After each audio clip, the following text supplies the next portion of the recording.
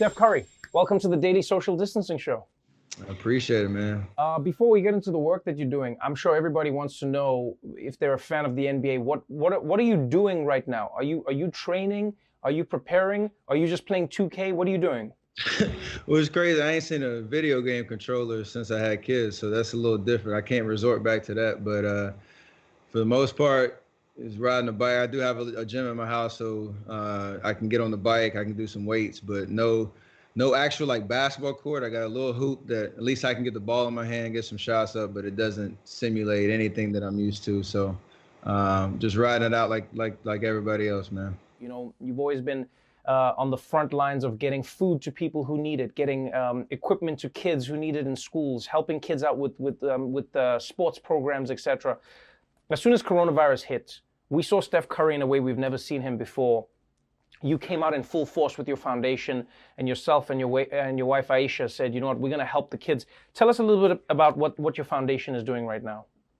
There's a lot of food insecurity right in our backyard, and so like you said, myself and especially my wife, we wanted to really formalize a strategy around how we can really amplify that impact. And so a year ago, we started our Eat, Learn, Play Foundation, and I've been working really hard to get it off the ground and running and get to work, not knowing that obviously coronavirus would hit, and that would only just exaggerate the need at the base level from just having proper supplies for food, especially when the school systems shut down out here, the Oakland Unified School District. You don't realize how many kids rely on the school system for their meals throughout the week. And so thankfully we had a foundation set up that once coronavirus hit and we saw the need that we were already working on amplify, it was awesome to be able to kind of engage right away. And so many people helped us. We have an amazing team. We have an amazing support out here, but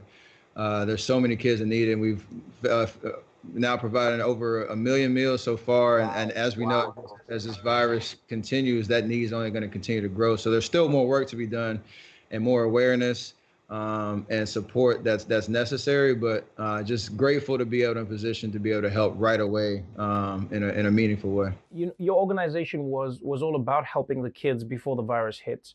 You've always wanted to do something in a meaningful way, as you said, but you've had to pivot really quickly to the new situation with coronavirus, because you can't be in the schools the same way you were before. The kids aren't coming to the schools in the same way they were before. So what has your organization done to shift its attack program, getting the food to the kids as opposed to the kids coming to get the food, getting the right people to get the food to them while still maintaining their health? What have you been forced to do? Absolutely. Like you said, you had to reimagine the process. With restaurants closing down, with schools closing down, all the infrastructure is kind of interrupted. And so from our standpoint, we really we partnered with the Alameda County Community Food Bank, and they stepped up in a meaningful way to open up distribution centers so that those meals could be accessible to all the kids and families in the greater Oakland Bay area. So from week 1 or 2, around the third week of March to now, it was around 2 or 3 drop-off centers. Now we're up to 20. And with Jose Andres and the World Central Kitchen, they're stepping in to try to reopen restaurants to serve as distribution centers. And that obviously provides a lot of different benefits. We're getting food and meals where they need to be. People know where to go to get the meals. But on top of that, you need a workforce and a manpower to do that. And so for the restaurants that we can engage with, that creates jobs. And so, like you said, nothing that you do is by yourself. We just happen to be in an amazing position to be able to connect the dots. Food insecurities have been happening for forever.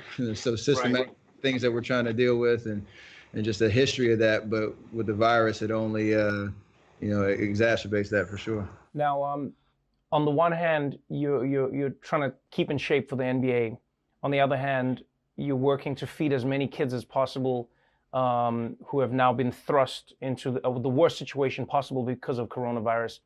And then there's the side of you that a lot of people forget, but then are reminded of, if we're on your social media, if you know Steph Curry, and that is you're a dad. So you have kids at home. Kids are out of school right now, but they need to learn from home. what is the best and worst part of teaching your own kids throughout this crisis? The best part is you just get to those little moments where you just smile and just look at your kid like, this is amazing. I remember when you came out the womb and now you're, solving, addition and subtraction problems on your own and like get proud of yourself when you do it. So I'm just, standing by on the side, just, beaming with pride on that front. The worst part is any 7-year-old, my oldest daughter's 7, any 7-year-old that, is used to a certain routine, and now has to stare at a computer and try to, keep their focus, especially in today's age. That's where it tests me as a dad and as a teacher. My daughter gave me 3 stars as a substitute second grade teacher. So I got some room for improvement. Let's put it that way.